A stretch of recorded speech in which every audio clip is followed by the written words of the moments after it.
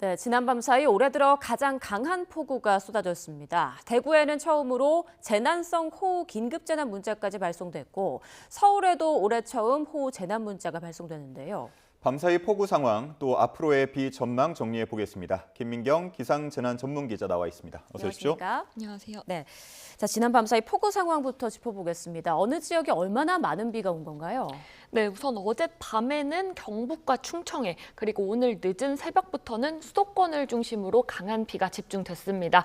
이 대구 수성구 지산동에는 1시간에 89mm로 올해 들어 가장 강한 물폭탄이 쏟아졌고요. 경북 김천에도 시간당 72mm, 서울 서대문과 양천구에 시간당 60mm 이상의 폭우가 내렸습니다. 이 밤사이 경기 김포 양촌읍에는 누적 강수량이 160mm를 넘었고요. 서울 강서구와 파주 등에도 150mm 이상의 누적 강수량이 기록됐습니다. 예.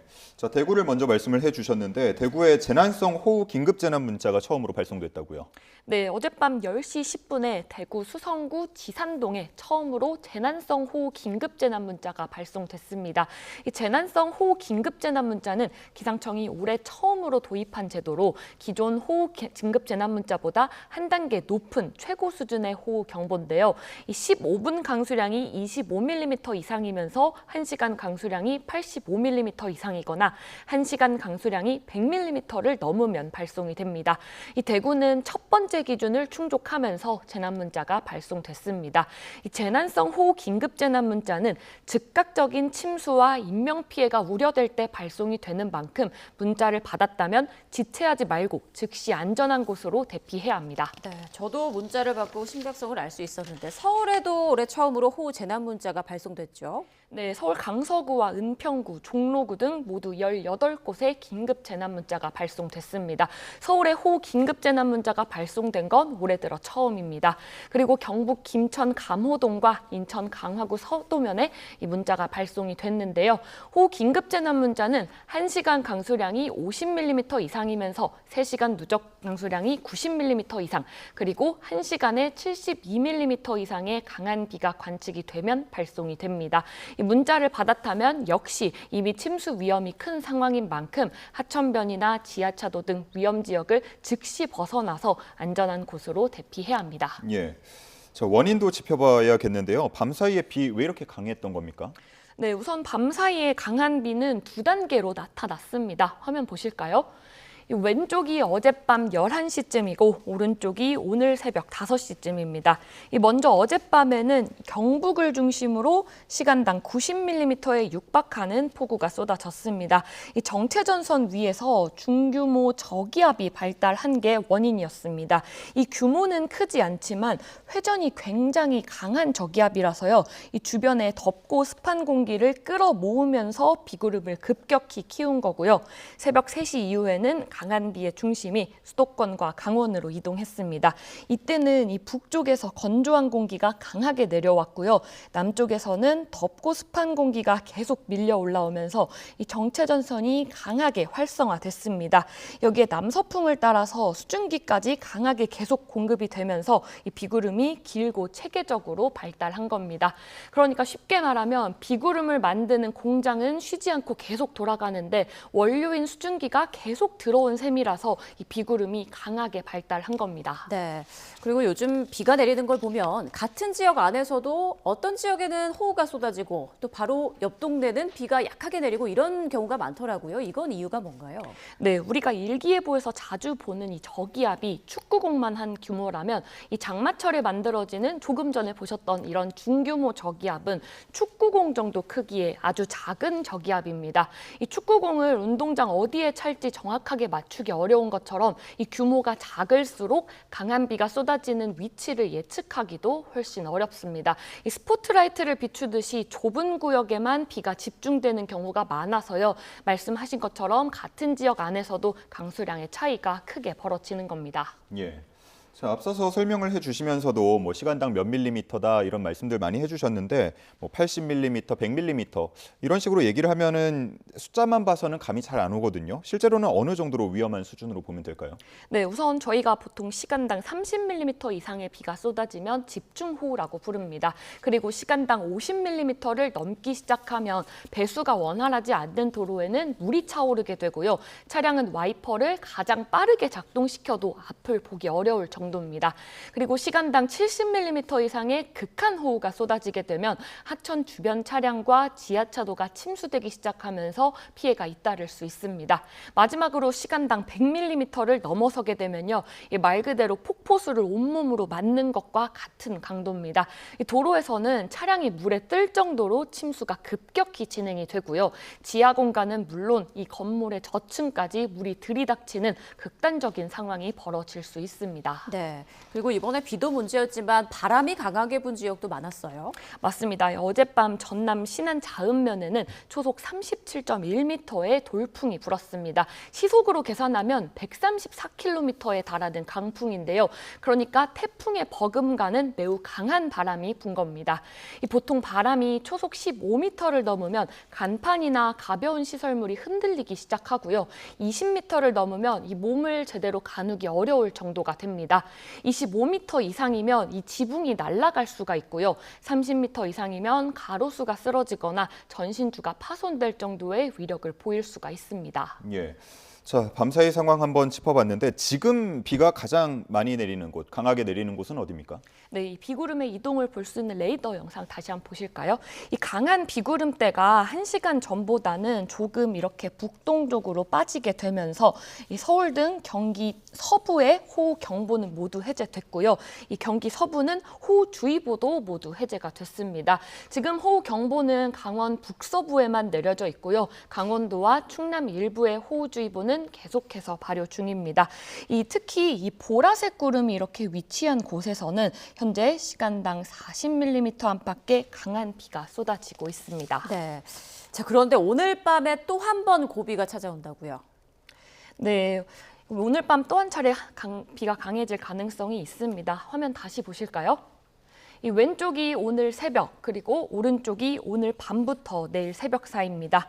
오늘 새벽에는 정체전선이 이렇게 중부지방에서 발달을 했다면 밤부터는 정체전선 위에서 이 작은 규모의 저기압, 중규모 저기압이 다시 한번 발달하면서 약해졌던 비구름이 다시 힘을 키우게 되는데요. 이 저기압이 시계 반대 방향으로 회전하면서 북쪽의 공기를 이렇게 계속 끌어내리면서 정체전선을 남쪽으로 밀어내리게 되고요. 강한 비가 집중되는 지역도 한층 이렇게 남쪽으로 내려갈 걸로 보입니다. 기상청은 오늘 밤부터 내일 새벽까지는 충청과 남부를 중심으로 시간당 최대 50mm 안팎의 강한 비가 예상된다고 밝혔는데요. 이 어젯밤만큼의 극한 호우는 아니지만 이미 많은 비가 내린 만큼 이 적은 강수량으로도 침수와 산사태 등 추가 피해가 발생할 가능성이 있어서 끝까지 주의하셔야겠습니다. 예. 최근 비가 내리는 모습을 보면 유독 밤마다 강한 비가 쏟아지는 것 같거든요. 이것도 이유가 있습니까? 네, 우선 일반적으로는 낮보다 밤에 비구름이 더 강하게 발달하긴 합니다. 이 낮에는 햇볕 때문에 공기가 위아래로 활발하게 섞이는 난류가 생기는데요. 이 난류가 남쪽에서 수증기를 실어 나르는 이 강한 바람을 방해하게 됩니다. 반대로 밤에는 땅이 식으면서 공기의 흐름이 한결 안정되고요. 그렇기 때문에 남쪽에서 수증기를 실어 나르는 바람도 더 강하게 불 수 있습니다. 이렇게 되면 이 비구름이 수증기를 더 많이 공급을 받으면서 강하게 자랄 수 있는 환경이 만들어지는 겁니다. 그렇다고 밤마다 강한 비가 내리는 건 아닙니다. 이 공교롭게도 최근에는 북쪽에서 찬 공기가 내려오는 시점이 계속 밤 시간대였고요. 이번에도 저기압이 발달하는 시점이 밤부터 새벽 사이와 겹쳤습니다. 그러니까 밤에 이 비구름이 발달하기 쉬운 조건이 만들어지는 데다가 이 강한 강한 비를 만드는 기압기까지 더해지면서 최근에는 취약 시간대인 밤 사이에 폭우가 집중되고 있는 겁니다. 네, 이번 연휴 내내 이렇게 비가 이어지고 있는데 내일까지 비는 얼마나 더 내릴까요? 네, 기상청은 이 새벽 5시에 발표한 최신 예보에서 지금까지 내린 비의 양을 고려해서 예상 강수량을 다소 줄였습니다. 하지만 내일까지 강원에는 250mm 이상, 서울 등 수도권과 충청에는 200mm 이상, 경북과 전북에도 120mm 이상의 비가 더 내릴 걸로 보입니다. 다만 비가 계속해서 강하게 쏟아지는 건 아니고요. 비가 강약을 반복하면서 소강 상태를 보이는 곳도 있겠지만 이 비구름이 다시 발달하는 곳에서는 내일까지는 언제든지 극한호우가 쏟아질 가능성 있습니다. 예, 모쪼록 피해가 발생해서는 안 되겠는데 이번 비는 언제쯤 그치겠습니까?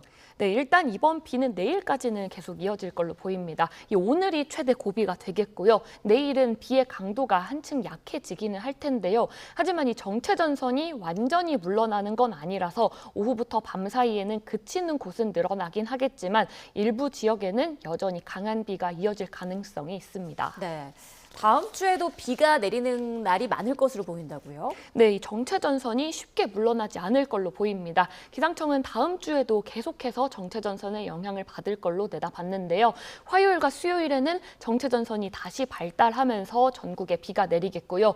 목요일부터는 이 전선 위에서 또다시 작은 저기압이 만들어질 가능성이 있습니다. 다만 정체전선의 위치가 조금만 달라져도 비가 집중되는 지역은 크게 달라질 수 있는 만큼 최신 예보를 계속 확인하시는 게 중요합니다. 네, 그 말씀해주신 정체전선이 뭔가 사라지는 것 같다가도 다시 나타나기도 하고요. 북상했다가 남하했다 하기도 하는데 이건 왜 그렇습니까? 네, 많은 분들이 정체전선을 하나의 긴 띠라고 생각하시는데 실제는 그렇지 않습니다. 이 정체전선은 북쪽의 찬 공기와 남쪽의 따뜻한 공기가 맞부딪히는 경계인데요. 이 물건이 아니라 기체이기 때문에 두 공기의 힘이 계속 바뀌면서 전선도 강해졌다 약해지기를 반복하게 되고요. 이 중간에 끊어졌다가 다시 이어지기도 합니다. 그리고 북태평양 고기압이 조금만 세력을 넓히더라도 전선이 북쪽으로 올라가게 되고요. 이 반대로 북쪽에서 건조한 공기가 내려오면 다시 남쪽으로 밀려납니다. 그래서 장마철에는 이렇게 비가 며칠씩 집중되다가 내리지 않는 일이 이렇게 흔하게 발생하고 있습니다. 예, 이미 많은 비가 내린 만큼 지금 산사태 우려도 커지고 있는데 현재 산사태 위험이 어느 정도라고 보면 될까요?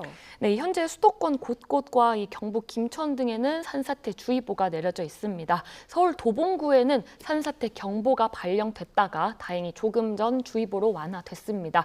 서울에 산사태 특보가 내려진 건 올해 처음인데요. 이 특보 지역도 점차 늘어나고 있습니다.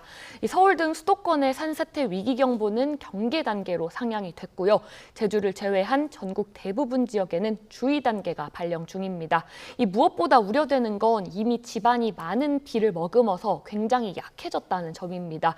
누적된 비로 집안이 불안정한 상태인 만큼 적은 양의 비에도 언제든지 산사태가 발생할 수 있는데요. 산비탈이나 축대 주변은 절대 접근하지 말고 위험이 느껴지면 즉시 안전한 곳으로 대피해야 합니다. 예. 산사태 워낙 순식간이라서 발생한 이후에 대피하려 그러면 어렵기 때문에 전조 증상을 알아차리는 게 중요하다고 하는데 어떤 것들이 있습니까? 맞습니다. 산사태는 갑자기 발생하는 것 같지만 그 전에 나타나는 신호들이 있습니다. 우선 경사면에서 갑자기 많은 물이 솟아 나오거나 이 반대로 평소에 잘 나오던 지하수가 갑자기 끊기는 경우가 있습니다. 또 바람이 없는데도 나무가 기울거나 흔들리고 그리고 땅이 갈라지거나 이 쿵 하는 땅 울림이 들린다면 이미 산사태가 시작됐을 가능성이 있습니다. 또 도심에서는 옹벽이나 축대에 이 새로 균열이 생기는지도 꼭 살펴보셔야 하고요. 이런 이상 징후가 보이면 직접 확인하려 하지 말고 즉시 안전한 곳으로 대피하는 게 가장 중요합니다. 네. 끝으로 많은 분들이 가장 궁금해하는 내용일 것 같은데 이번 장마 언제쯤 끝날까요? 네, 보통 7월 하순에 장마가 끝납니다. 그래서 장마가 언제 끝나는지 궁금해하시는 분들도 많은데요. 다만 장마 종료 시기는 해마다 차이가 커서 올해도 아직은 단정하기가 어렵습니다. 장마가 끝났다는 건 정체전선이 우리나라를 완전히 벗어나고 이 북태평양 고기압이 한반도를 안정적으로 덮기 시작했다는 뜻인데요. 하지만 현재는 이 정체전선이 계속 우리 우리나라 주변을 오르내릴 걸로 예상이 되고 있고 다음 주에도 비 예보가 계속 이어져 있습니다. 기상청도 아직 장마 종료를 판단할 단계는 아니라고 했고요. 당분간은 이 비가 내렸다 그치기를 반복하는 장마철 날씨가 이어질 가능성이 크다고 보고 있습니다. 이 다음 주까지는 장마가 끝났다고 안심하기보다는 최신 기상 정보를 계속 확인하시면서 대비해야 합니다. 예. 폭우 상황 그리고 앞으로 비 전망 알아봤습니다. 김민경 기상재난 전문기자였습니다. 고맙습니다. 고맙습니다.